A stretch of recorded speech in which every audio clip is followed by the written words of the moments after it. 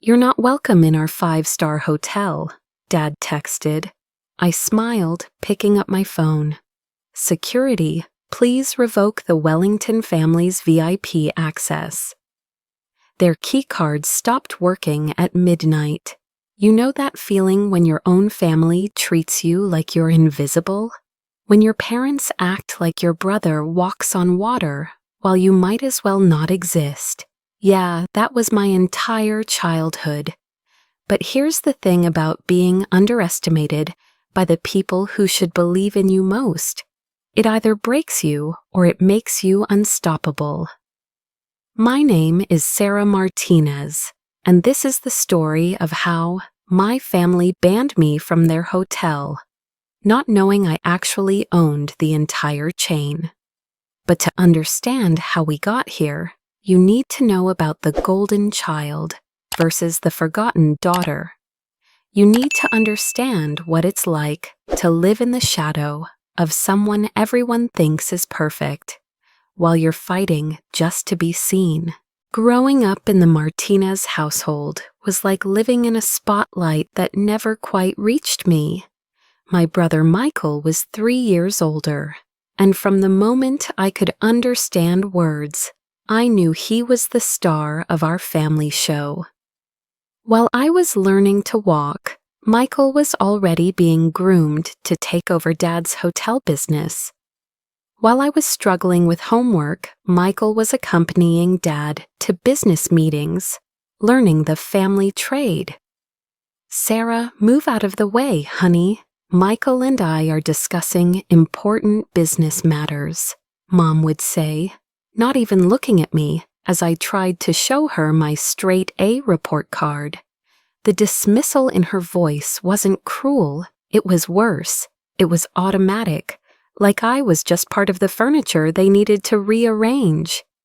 Every family dinner was the Michael show. Michael closed a deal with the Johnson account today. Dad would beam, raising his wine glass. Michael suggested we upgrade the lobby furniture, and occupancy rates went up 5%. Michael this, Michael that. I started counting how many times his name came up during meals. The record was 47 times in one dinner. Mine, maybe 3, usually in the context of "Sarah, pass the salt." By the time I turned 16, I'd perfected the art of being invisible. I'd sit at our mahogany dining table, the one Mom insisted we use for family discussions, and watch them plan Michael's future like they were mapping out a military campaign. Harvard Business School, then a management position at Wellington Hotels, then gradually taking over operations until Dad could retire and play golf. "What about Sarah?" I finally asked one evening, my voice barely above a whisper. The conversation stopped like I'd dropped a bomb on the table. Dad looked at me with genuine confusion, like he'd forgotten I could speak. "What about you, sweetheart?" "I mean, what's my role in the family business? I have good grades, too. I've been reading about hospitality management, and I have some ideas." Michael laughed. Not a mean laugh, which somehow made it worse. "Sarah, you're smart and all, but this business requires a certain presence. It's about networking, building relationships, making tough decisions. Maybe you could help with the books or something." Mom nodded along, like Michael had just solved world hunger. "That's a wonderful idea, Michael. Sarah, you've always been good with details. Maybe you could be Michael's assistant someday." His assistant. Not a partner, not a manager, not even a junior executive. An assistant to my younger brother, who just suggested I wasn't capable of running a business because I lacked presence. That night, I made 2 decisions that would change everything. First, I was going to prove them wrong. Second, I was going to do it without asking for their help, their money, or their permission. The next morning, I started working part-time at a local hotel. Not one of theirs, obviously. While Michael was learning the family business from the top down, I was learning the real business from the ground up. I cleaned rooms, worked the front desk, handled guest complaints, managed reservations. I learned what actually made hotels run, not just what looked good in quarterly reports. But here's what really ate at me. Wellington Hotels wasn't the empire my family pretended it was. We owned 3 small hotels in decent locations, sure, but they were struggling. Michael's brilliant management decisions were actually costing us market share. His networking skills meant expensive dinners that didn't translate to bookings. His presence was impressive to our parents, but invisible to actual customers. I'd overhear Dad on phone calls late at night, stress evident in his voice, as he talked to accountants about cash flow problems. I'd see Mom reviewing bills with a worried expression she thought no one noticed. But during family dinners, they'd still talk about their hotel empire, like we were Hilton or Marriott. The cognitive dissonance was staggering. They dismissed me as incapable of understanding business, while their golden child was running their actual business into the ground. But they couldn't see it because admitting Michael wasn't perfect meant admitting they'd been wrong about everything. Years passed like this. Michael graduated from business school with mediocre grades but maximum family celebration. I graduated high school as valedictorian to a dinner at Applebee's. Because it's Sarah's favorite, Mom said, though I'd never expressed any preference for chain restaurants. Michael got a corner office at Wellington Hotel's flagship property. I got a job offer as his administrative assistant. "We're so proud of you for wanting to be part of the family business," Dad said when I turned down the position. "But if you're not ready to start at the bottom—" "I am starting at the bottom," I interrupted, "just not here." The hurt in their eyes wasn't because I was leaving. It was because I was disrupting their narrative. In their story, the grateful daughter eventually realizes her place and accepts the crumbs the golden son leaves behind. My refusal to play that role confused them more than it angered them. I moved out the next week. Michael helped me carry boxes to my car, which was probably the most personal attention he'd paid me in years. "You know they love you, right?" he said as I loaded the last box. "They just don't know how to show it." "Love isn't something you show, Michael. It's something you do," I replied. "And what they've done is make it clear that I don't matter." He looked genuinely surprised. "That's not true. You matter. You're just different from what they expected." What they expected was another you. What they got was me, and that's their loss. As I drove away from the house I'd grown up in, I felt something I'd never experienced before: complete freedom. No more family dinners where I was an afterthought. No more watching Michael get credit for ideas I'd suggested months earlier. No more pretending that being invisible was the same as being loved. But they had no idea what they'd just unleashed. While they thought they were losing their disappointing daughter, they were actually creating their biggest competitor. They just didn't know it yet. 15 years. That's how long it took me to build what they could never imagine, while they slowly destroyed what they already had. But I'm getting ahead of myself. Let me tell you about the journey from forgotten daughter to hospitality mogul, and how I did it all while they remained completely oblivious. My first hotel was a disaster, a 40-room property in a declining neighborhood that the previous owner was desperate to sell. I was 22, had saved $12,000 from 3 years of working multiple jobs, and convinced a bank to give me a loan that should have been rejected on principle.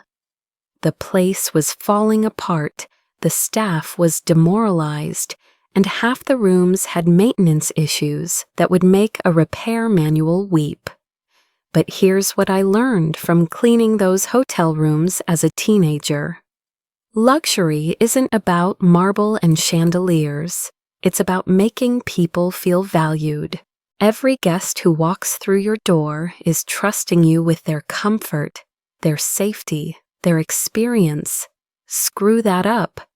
And no amount of expensive lobby furniture will save you. I spent 18 months turning that property around. I learned plumbing because we couldn't afford a full-time maintenance guy. I worked the night shift because we couldn't afford proper staffing. I negotiated with suppliers because every dollar mattered. When the air conditioning died in the middle of summer, I bought window units and personally installed them in every room, then charmed the guests by calling it individualized climate control. Most importantly, I listened. To guests, to staff, to the neighborhood. I learned what business travelers really needed versus what hotels thought they wanted. I discovered that the small touches, remembering someone's name, knowing they preferred decaf coffee, having their newspaper ready before they ask, create loyalty that no corporate program can match. By year 2, that disaster hotel had a higher customer satisfaction rating than any Wellington property. By year 3, I'd paid off the loan and was looking for property number 2. Here's where the strategy got interesting. Instead of expanding locally where my family might notice, I started building in different markets. A boutique hotel in Austin, a business-focused property in Denver, a luxury resort in Napa Valley. Each acquisition was funded by the profits from the previous ones, reinvested intelligently instead of being siphoned off for personal expenses. I also did something my family never understood. I made myself invisible. While Michael was joining hospitality industry associations and getting his picture in local business magazines, I was quietly building relationships with the people who actually mattered. Booking agents, travel writers, corporate travel managers, wedding planners, the decision makers who could fill rooms, not the networking contacts who could fill your ego. My business was incorporated under Sterling Hospitality Group. My properties were managed through shell companies. When I appeared in industry publications, it was always as a representative or spokesperson, never as the owner. I cultivated a reputation for being the mysterious investor behind a string of incredibly successful boutique properties. Meanwhile, I kept tabs on Wellington hotels, not out of spite, but out of genuine concern and growing professional curiosity. Michael's management style was exactly what you'd expect from someone who'd never actually done the work.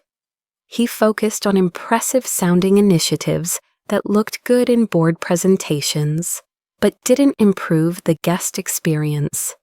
He renovated lobbies while ignoring outdated room technology. He implemented expensive customer loyalty programs that created more bureaucracy than benefit. He hired consulting firms to tell him what his front desk staff could have explained for free. Every decision was designed to impress observers rather than serve customers. The financial results were predictable. Occupancy rates dropping, customer complaints increasing, online reviews becoming increasingly brutal. The family wealth that had seemed so impressive during my childhood was being systematically destroyed by incompetent management and ego-driven decision-making. But here's the thing that really broke my heart. They couldn't see it. Dad was so invested in Michael being successful that he interpreted every declining metric as a temporary market adjustment. Mom was so committed to the family narrative that she attributed every customer complaint to unreasonable expectations. They were living in a fantasy where their golden child was a business genius, even as their empire crumbled around them. By year 10 of my exile, I owned 23 properties across 12 states. Sterling Hospitality Group was being courted by major chains for acquisition, though I always declined. Industry publications were writing articles about the Sterling success story and the mysterious leadership behind it. I was invited to speak at conferences, consult for other hospitality companies, and serve on industry boards. And my family had no idea, but that's when opportunity presented itself in the most unexpected way. Wellington hotels had overextended themselves, trying to compete with larger chains. They'd taken on debt to finance renovations that didn't improve revenue. They'd invested in expansion properties that were bleeding money. Michael's business school theories were colliding with financial reality, and reality was winning. Their bank was getting nervous, payment schedules were being restructured, lines of credit were being called in. The Wellington family was facing the possibility of losing everything, and they were too proud to admit they needed help. That's when I learned they were looking for investors. Silent partners who could provide capital infusion without taking operational control. Michael and Dad had convinced themselves they just needed temporary funding to get through a rough patch. They had no idea they were a sinking ship looking for someone to buy them life preservers, so I bought their debt. Not directly, of course. Through a carefully structured series of shell companies and investment vehicles, Sterling Hospitality Group became the majority creditor for Wellington hotels. On paper, they still owned their properties. In reality, I controlled their financial future. And here's the beautiful irony. They were so desperate for funding that they never did proper due diligence on their new investors. If they had, they might have discovered that their silent partner was the daughter they'd written, an office lacking business presence. For 5 years, I kept them afloat. I approved reasonable requests for operational funding. I allowed them to maintain their illusion of independence. I even let them keep their VIP status at their own properties, though by this point I was the actual owner. Part of me hoped they might eventually figure it out and reach out. That maybe Michael would realize he was in over his head and ask for help.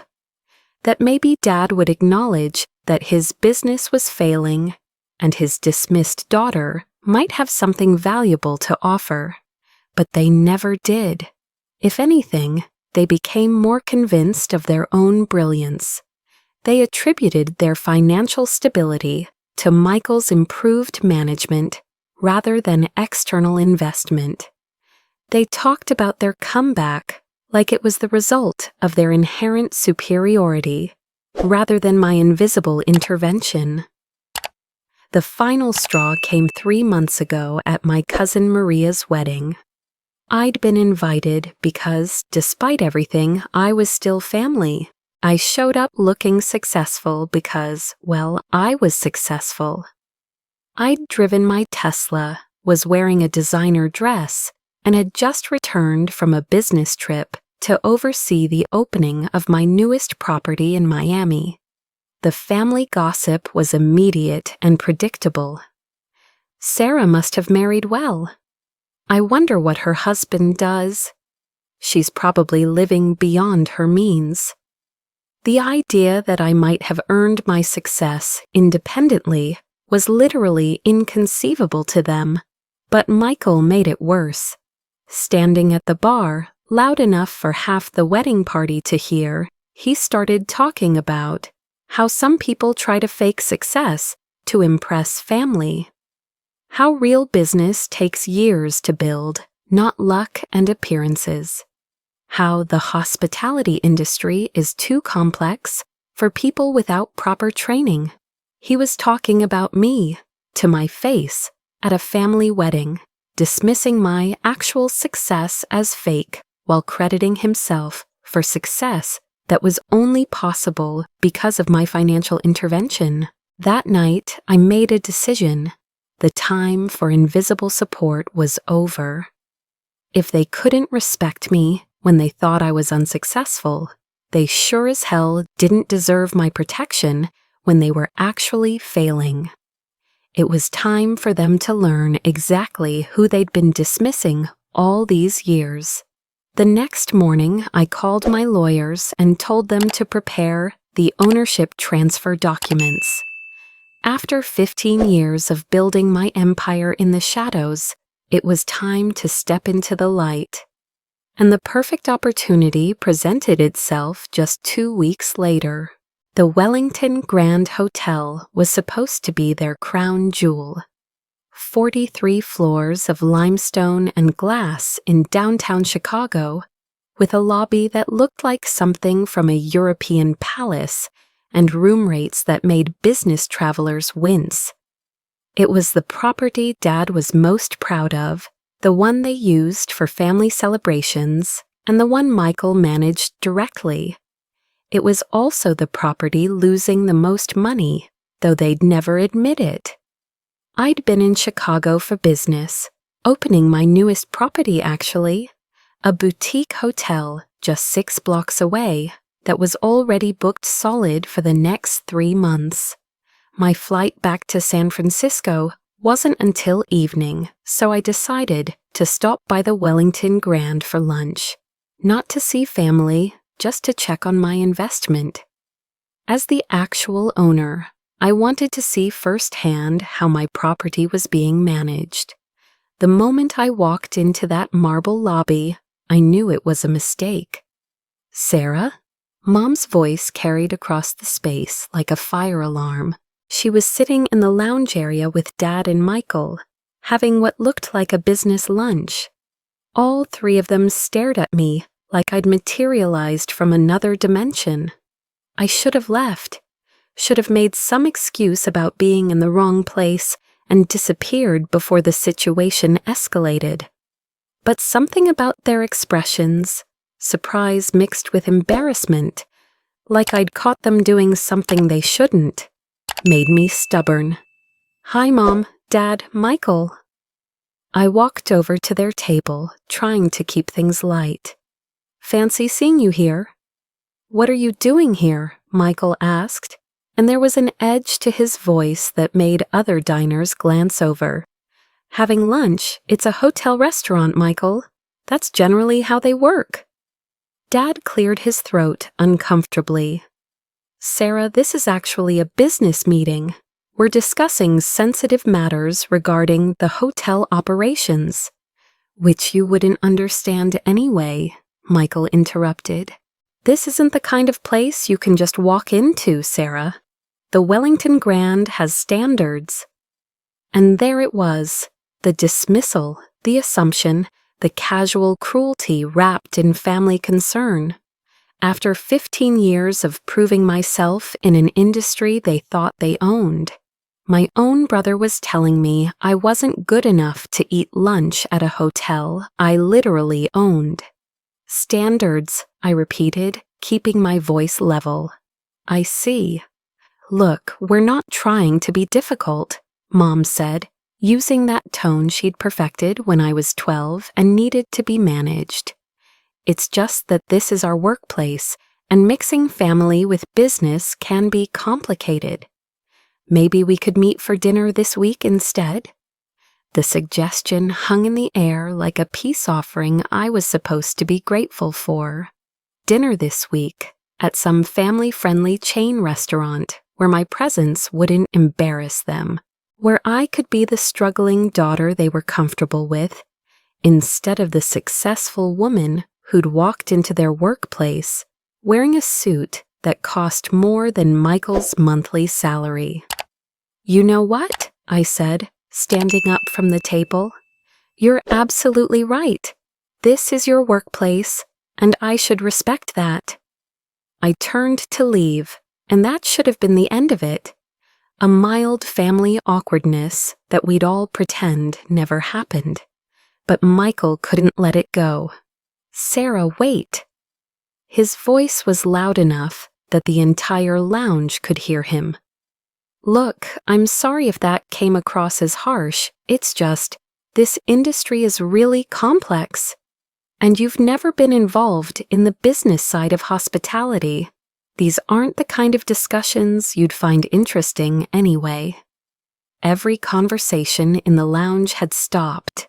Other diners were openly staring now, watching the family drama unfold like it was dinner theater. The hostess was pretending to arrange menus while obviously listening to every word. Even the bartender had stopped polishing glasses. "I see," I said again, and something in my tone must have warned him, because his expression shifted slightly. "Don't take it personally. We're just trying to protect you from boring business stuff. You've got your own thing going on, whatever that is." Whatever that is. 15 years of building a hospitality empire, and my brother had just dismissed it as whatever that is, in front of a room full of strangers. "You're right, Michael, I do have my own thing going on." I pulled out my phone, and for just a moment, I considered letting it go. Walking away, maintaining the peace, keeping my secret for another day. But then I thought about that wedding 3 months ago. About Michael standing at the bar, loud enough for everyone to hear, talking about how some people fake success to impress family, about how real business takes years to build, not luck and appearances. I thought about 15 years of invisible support, of keeping them financially afloat, while they convinced themselves it was Michael's brilliant management. 15 years of family dinners where my absence was barely noticed and my rare presence was treated like an inconvenience. 15 years of being dismissed, underestimated, and ignored by people who should have been proud of what I'd accomplished. I smiled as I dialed the number. "Hello, this is Sarah Martinez." My voice was calm, professional, carrying just far enough that the tables near us could hear. "I need to speak with security immediately." The change in the room's atmosphere was instant. Conversations that had resumed now stopped again. Dad's face went pale. Mom reached for his arm instinctively. Michael looked confused, like he couldn't quite process what was happening. "Yes, I need you to revoke the Wellington family's VIP access from all properties, effective immediately." I paused, meeting Michael's eyes directly. Robert Martinez, Patricia Martinez, and Michael Martinez. All access privileges suspended as of tonight. The silence in the lounge was deafening. Dad started to say something, then stopped. Mom's hand flew to her mouth. Michael's confusion was shifting to something that looked like panic. "Also, please ensure their keycards are deactivated system-wide at midnight tonight. They'll need to make standard reservations going forward, assuming availability." I hung up and looked at my family, my parents who'd raised me to be invisible, my brother who'd just told me I wasn't good enough to eat lunch at my own hotel. "You want to talk about standards?" I said quietly. "Let me tell you about standards. Real standards aren't about marble lobbies or expensive wine lists. They're about treating people with respect, about recognizing value when you see it, about not dismissing someone because they don't fit your narrow definition of success." I turned to leave, then stopped and looked back at Michael. Oh, and Michael, that boring business stuff you thought I wouldn't understand. You might want to read the ownership documents for this property. I think you'll find them very interesting. I walked out of the Wellington Grand Hotel, my hotel, with my head high and my conscience clear. Behind me, I could hear the explosion of voices as my family tried to process what had just happened. By midnight, their keycards would stop working. By tomorrow morning, they'd discover exactly who owned the hotel they'd just banned me from. And by the end of the week, they'd understand that the daughter they'd dismissed as lacking business presence had become their boss. The invisible girl was about to become very, very visible. And honestly, I couldn't wait to see their faces when they figured it out. The call came at 12:47 a.m. I was in my San Francisco penthouse, reviewing quarterly reports for my Miami property, when Dad's number flashed on my phone. I let it ring. Then it rang again and again. Now, by the fourth call, I figured the keycards had stopped working right on schedule. I answered on the fifth ring. Sarah. Dad's voice was strained, desperate in a way I'd never heard before. There's been some kind of mistake. Our keycards aren't working at the hotel, and the front desk is saying our VIP access has been revoked. They're telling us we need to make regular reservations like regular guests. That's unfortunate, I said, taking a sip of wine. Have you tried calling the manager? Of course we tried calling the manager. He keeps saying there's nothing he can do, that the orders came from ownership. But that's impossible because we are the ownership. Sarah, I think someone's trying to steal our hotel. The irony was so thick I could have cut it with a knife. Someone was trying to steal their hotel. Someone who'd already stolen it 15 years ago and had been paying their bills ever since. Maybe you should check the ownership documents, I suggested. You know, just to make sure everything's in order. There was a pause, and I could hear Mom's voice in the background, high-pitched with panic. Michael was saying something about lawyers and lawsuits. The sound of my family falling apart should have made me feel guilty. Instead, it felt like justice. Sarah, we need a place to stay tonight. The hotel is refusing to honor our reservations, and everywhere else downtown is booked. Could we possibly stay with you? For a moment, I almost said yes. Almost fell back into the old pattern of being their safety net, their invisible support system, their reliable daughter who could be counted on to clean up their messes without asking uncomfortable questions. I'm sorry, Dad, but I have very strict standards about who I allow in my home. I'm sure you understand. I hung up before he could respond. The next morning, I flew back to Chicago. I had a 10 a.m. meeting scheduled with my property management team, and there were some personnel decisions that needed my direct attention. It was time to stop managing from the shadows. When I walked into the Wellington Grand at 9:30 a.m., the lobby was buzzing with an energy I'd never seen before. The staff was moving with purpose instead of going through the motions.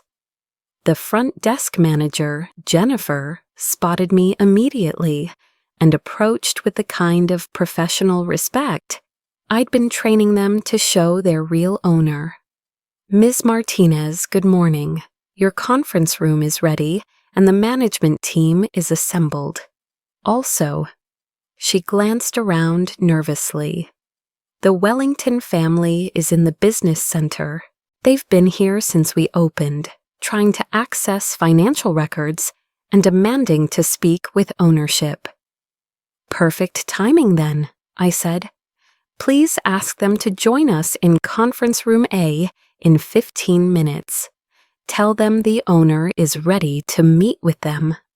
Jennifer's eyes widened slightly, but she nodded. Professional discretion was one of the many things I'd insisted on when I'd started managing this property from behind the scenes. My staff knew how to follow instructions without asking unnecessary questions. I spent those 15 minutes reviewing the files my management team had prepared. Occupancy rates, revenue reports, customer satisfaction scores, staff turnover data. The numbers told a story that would have been obvious to anyone actually paying attention. The Wellington Grand had been steadily declining under Michael's management until external financial intervention had stabilized operations. But the most interesting documents were the legal ones: ownership transfer papers, debt acquisition records, corporate structure charts. 15 years of careful financial maneuvering that had effectively transferred control of Wellington hotels from the Wellington family to Sterling Hospitality Group. All completely legal, all properly documented, all invisible to people who were too proud to read the fine print on their own business deals. At exactly 10:15, Jennifer escorted my family into the conference room. They looked like they hadn't slept. Dad's usually perfect hair was disheveled, and his tie was crooked. Mom was clutching her purse like it contained the last of their money, which it very well might have. Michael looked angry and confused, like a child who'd been told the rules of a game had changed, but no one had explained the new rules. They stopped short when they saw me sitting at the head of the conference table in my business suit, with folders spread in front of me and my management team flanking me on both sides. "What is this?" Michael demanded. "We were told the owner wanted to meet with us. Sarah, what are you doing here?" "I'm here because I'm the owner, Michael." I gestured to the empty chairs across from me. "Please sit down. We have a lot to discuss." The silence that followed was the kind you hear right before something breaks. Dad's face went through several colors before settling on pale gray. Mom sank into a chair like her legs couldn't support her anymore. Michael remained standing, his mouth opening and closing like a fish out of water. "That's impossible," he finally managed. "We own Wellington Hotels. It's our family business. We built it from nothing." "You built it from nothing," I agreed, sliding a folder across the table. "And then you mortgaged it, leveraged it, borrowed against it, and nearly lost it. These are the debt acquisition documents showing how Sterling Hospitality Group became your primary creditor 5 years ago." Dad reached for the folder with shaking hands. As he read, his face grew paler. "Sterling Hospitality Group. That's you?" "That's me. Has been for 15 years, actually. While you were convinced I lacked the presence to understand business, I was building a hospitality empire. While Michael was implementing expensive initiatives that decreased profitability, I was acquiring properties and increasing market share. While you were all discussing my lack of business acumen, I was becoming your boss." I pulled out another folder, this one thicker. "These are the financial records for the past 5 years. Every loan payment, every operational expense, every piece of equipment that's been replaced. Take a look at where the money was coming from." Michael grabbed the folder, scanning page after page of financial data. I watched his face as the truth sank in. Every improvement he'd taken credit for, every crisis he'd claimed to have solved, every success he'd attributed to his brilliant management, all of it had been funded by me. "This can't be legal," he said desperately. "You can't just steal someone's business." "I didn't steal anything, Michael. I bought it." When you were facing bankruptcy 5 years ago, you were desperate for investors. You signed agreements with financial entities you never bothered to research. If you had done proper due diligence, you might have discovered that Sterling Hospitality Group was owned by your dismissed sister. Mom finally found her voice. But why? Why would you do this to your own family? The question hung in the air like an accusation. Why would I hurt the people who were supposed to love me? Why would I destroy the family business? Why would I betray the people who'd raised me? I didn't do this to you, I said quietly. I did this for you. For 5 years, I've been keeping this business afloat, while you convinced yourselves that Michael's management was responsible for your stability. I've been protecting you from bankruptcy while you dismissed my capabilities. I've been your safety net while you treated me like I was incapable of understanding business. I leaned forward, meeting each of their eyes in turn. But yesterday, you crossed a line. Yesterday, you told me I wasn't good enough to eat lunch at my own hotel. You embarrassed me in front of my property's guests and staff. You dismissed 15 years of success as whatever that is, and suggested I didn't belong in a place I actually own. Dad's voice was barely a whisper. We didn't know. You didn't know because you didn't care to know. You didn't ask about my business because you'd already decided it wasn't important. You didn't research your investors because you were too proud to admit you needed help. You didn't recognize my success because it didn't fit your narrative about who I was supposed to be. Michael slammed his hand on the table. So what now? You're going to destroy us? Ruin the family business out of spite? I'm going to run the business, Michael, the way it should have been run from the beginning, with actual business principles instead of ego-driven decisions, with respect for employees, guests, and stakeholders, with accountability for results instead of credit for intentions. I stood up, signaling that the meeting was nearly over. You have choices to make. You can accept that the landscape has changed and figure out how to operate in this new reality. Or you can continue to live in denial and find yourselves completely excluded from an industry you claim to understand. What kind of choices? Dad asked, and I could hear the defeat in his voice. Professional choices. If you want to work in this business, you'll need to earn your positions like any other employees. No more automatic management roles, no more VIP treatment, no more family privileges that aren't tied to actual performance. I gathered my folders and headed toward the door. Your severance packages are being prepared. They're generous considering the circumstances. You have 30 days to decide whether you want to reapply for positions within the company or pursue other opportunities. Sarah, wait. Mom's voice stopped me at the door. We're still family. That has to count for something. I turned back to look at them, my parents who'd raised me to be invisible, my brother who'd inherited a birthright he'd never earned. They looked smaller somehow, diminished by the loss of their illusions about themselves and their place in the world. Family should count for something, I agreed.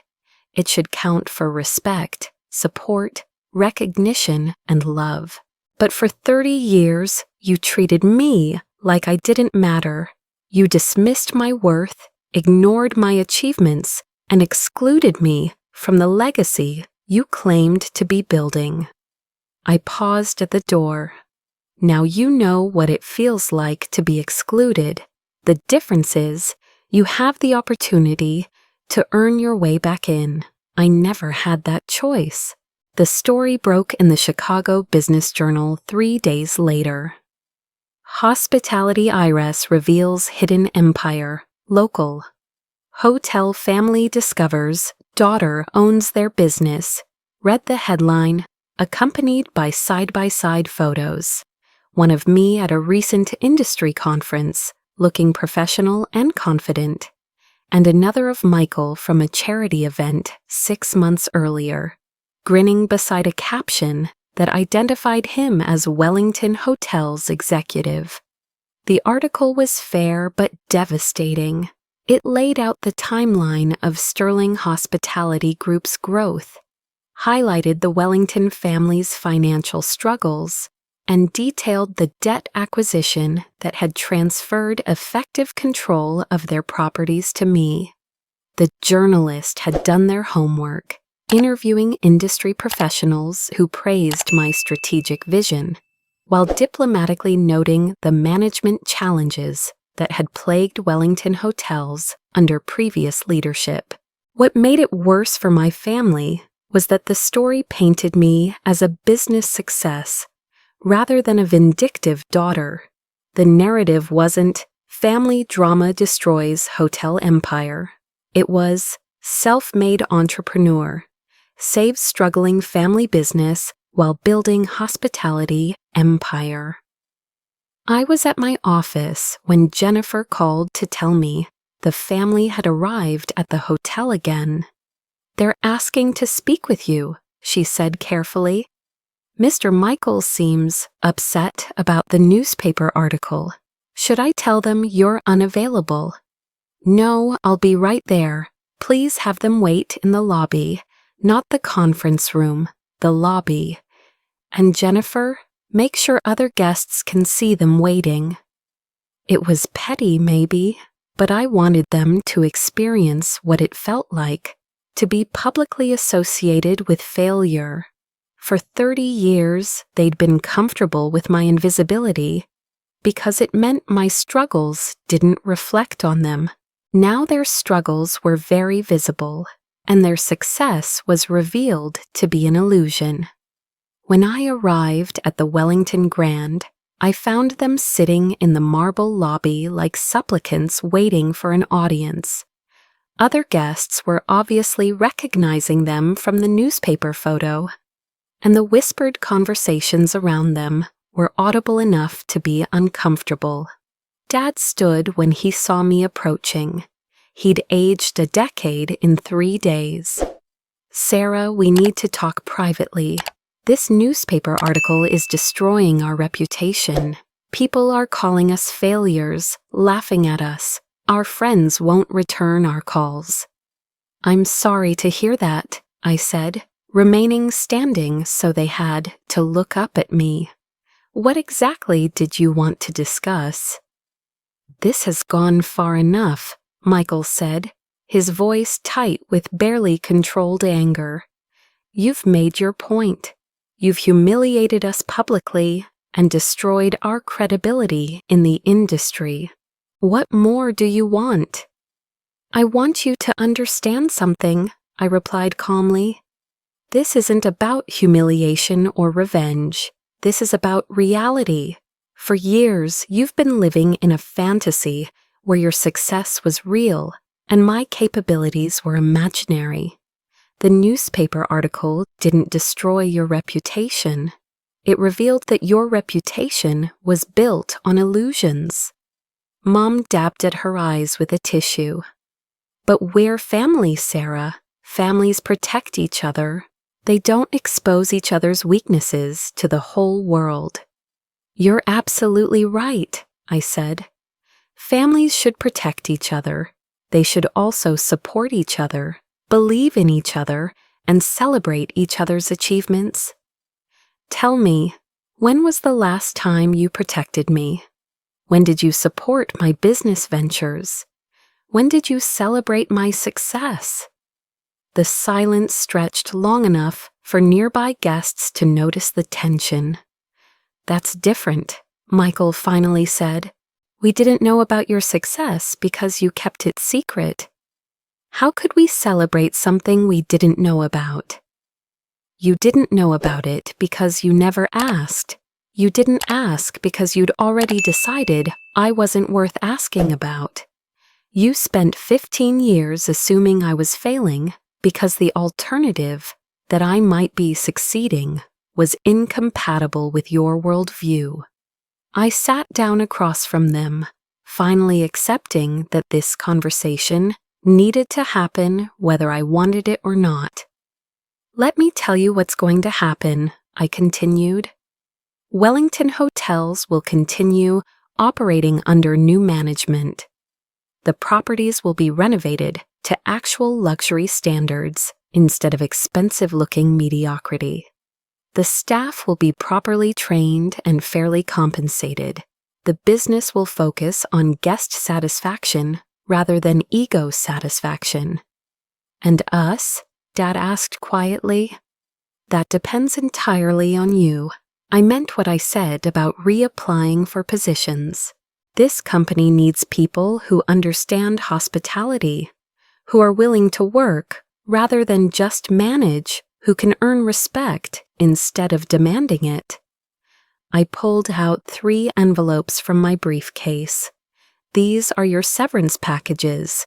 They include 6 months of salary, continuation of health benefits, and positive reference letters despite the circumstances.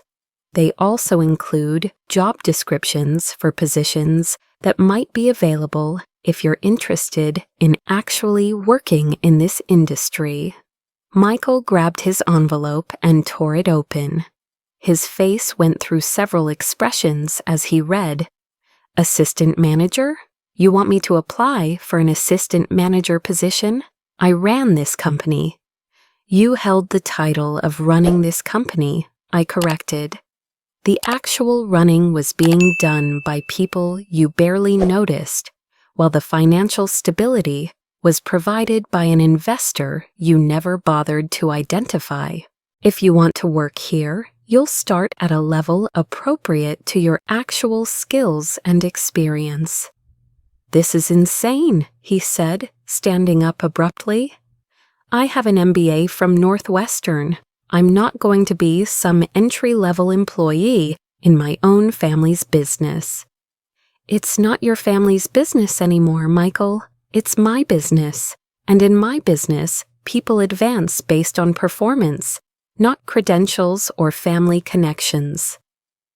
Dad opened his envelope more slowly. "What about me? What position am I supposed to apply for?" "Hospitality consultant, part-time. You'd work with properties that are struggling with guest relations or operational efficiency. Your years of experience in the industry do have value when properly directed." "And me?" Mom's voice was barely audible. "Guest relations coordinator. You've always been good with people when you're not worried about family politics. Some of our properties could use someone with your social skills to handle VIP guests and special events." I stood up, preparing to leave them with their choices. "You have 2 weeks to decide. If you're interested in the positions, you'll need to go through the same interview process as any other candidates. No guarantees, no special treatment, no family privileges." "Sarah, wait." Dad's voice stopped me. "I need to ask you something, and I need you to be honest with me." I turned back to face him. "Do you hate us? After everything that's happened, after the way we treated you, do you hate your family?" The question caught me off guard. I'd expected anger, denial, bargaining. I hadn't expected genuine self-reflection. "No, Dad, I don't hate you, but I don't trust you either. And I can't have a relationship with people who only value me when I'm useful to them and dismiss me when I challenge their assumptions." I looked at each of them in turn. If you want to rebuild our relationship, it has to be based on who we actually are, not who you think we should be.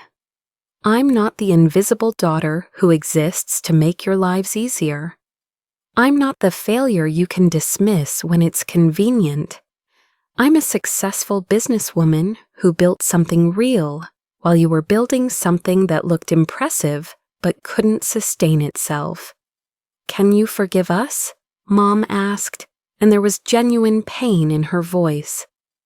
I can forgive you, I said honestly, but forgiveness doesn't mean forgetting, and it doesn't mean going back to the way things were. If we're going to have a relationship going forward, it has to be based on mutual respect. I headed toward the elevator, then stopped and looked back one more time. The jobs I'm offering are real opportunities, not charity, not family favors, but chances to prove that you can contribute something valuable to this industry. Whether you take them or not is up to you. 6 months later, I was standing in the renovated lobby of the Wellington Grand, watching Dad explain the hotel's history to a group of travel writers. He was in his element, charming, knowledgeable, passionate about hospitality, in a way that reminded me why I'd fallen in love with this industry in the first place. The Wellington Grand has been a Chicago landmark for 40 years, he was saying, but we've recently undergone a complete transformation. New ownership has brought fresh vision while respecting the property's classic elegance. It was strange hearing him refer to me as new ownership without any trace of bitterness. 6 months ago, I would have said it was impossible. But people, it turns out, are capable of surprising you. The transformation hadn't been easy. Michael had initially refused the assistant manager position, choosing instead to take his severance and look for executive roles with other companies. That had lasted about 3 months before he realized that his reputation in the industry was more damaged than he'd thought. Word travels fast in hospitality, and the story of the Wellington family had become cautionary tale at industry conferences. When he'd finally called to ask if the position was still available, I'd made him interview with 3 different department heads who didn't know who he was. He'd gotten the job based on his Northwestern MBA and his technical knowledge of hotel operations. But he'd had to earn the respect of his colleagues through actual work. Mom had surprised me the most. She'd not only taken the guest relations coordinator position, but had excelled at it. Freed from the pressure of maintaining family appearances, she'd rediscovered her genuine talent for making people feel welcome and valued. The guest satisfaction scores for events she coordinated were consistently the highest in our portfolio, and Dad had found his calling as a hospitality consultant. His decades of experience, when channeled through actual business strategy rather than ego protection, had proven invaluable. He was currently working with 2 struggling properties in our portfolio, and both were showing significant improvement. Sarah, Jennifer approached with her usual professional discretion. Your 3 o'clock appointment is here. I nodded and headed toward the elevator. Today's meeting was with a potential investor who was interested in partnering with Sterling Hospitality Group on a new resort development in Costa Rica. The kind of opportunity that would have seemed impossible when I was cleaning hotel rooms as a teenager. As the elevator doors closed, I caught a glimpse of Michael at the front desk, patiently helping an elderly guest with directions to Navy Pier. 6 months ago, he would have considered such tasks beneath him. Now he understood that hospitality was about serving people, not being served by them. The meeting went well. The investor was impressed with our portfolio, our growth trajectory, and our commitment to sustainable luxury.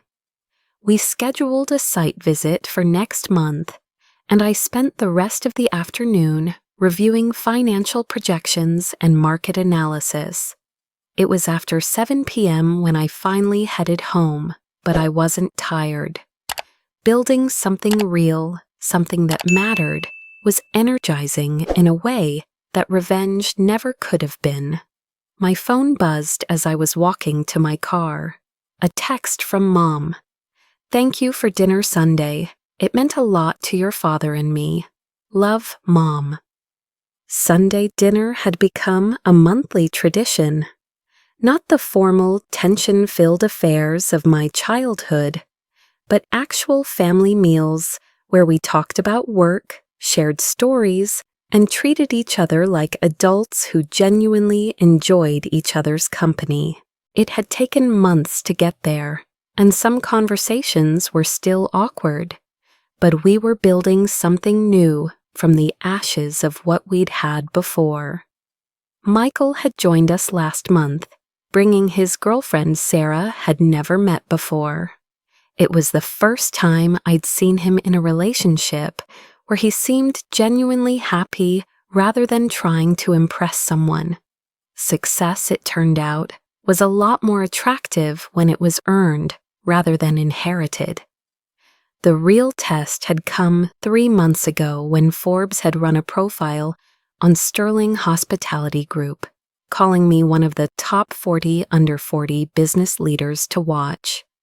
The article detailed my rise from hotel industry outsider to hospitality empire builder and included quotes from industry leaders praising my strategic vision and operational excellence. My family's reaction to that article had told me everything I needed to know about whether our relationships could actually be rebuilt. Instead of jealousy or resentment, they'd expressed genuine pride. Dad had framed the article and hung it in his office. Mom had sent copies to relatives who'd dismissed me for years. Michael had shared it on his LinkedIn with a comment about being proud to work for such an innovative company. They were learning to see my success as something to celebrate rather than something that diminished their own worth. It was a lesson that had taken them 30 years to learn, but better late than never. As I drove through downtown Chicago, I passed the construction site where my newest property was taking shape, a boutique hotel designed specifically for business travelers, with amenities informed by the thousands of guest feedback surveys I'd collected over the years. It would open next spring, creating 150 jobs and adding another jewel to the Sterling Hospitality Group portfolio. But the most satisfying part wasn't the financial success, or the industry recognition, or even the family reconciliation. It was the knowledge that I'd built something real, something that mattered, something that proved you don't need anyone's permission to become who you're meant to be.